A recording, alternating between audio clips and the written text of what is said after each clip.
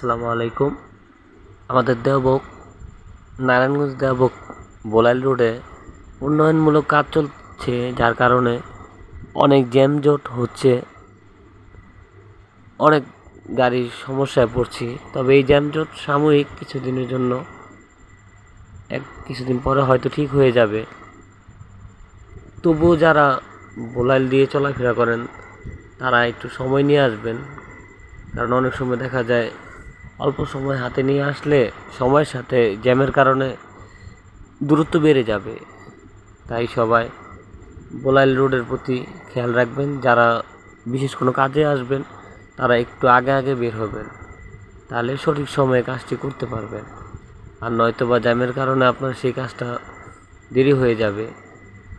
আমিও আজকে গাড়িতে চলেছিলাম, তো অনেক পরেই আমরা দেওবক থেকে 2 নম্বর রেলগেটের রাস্তায় উঠলাম।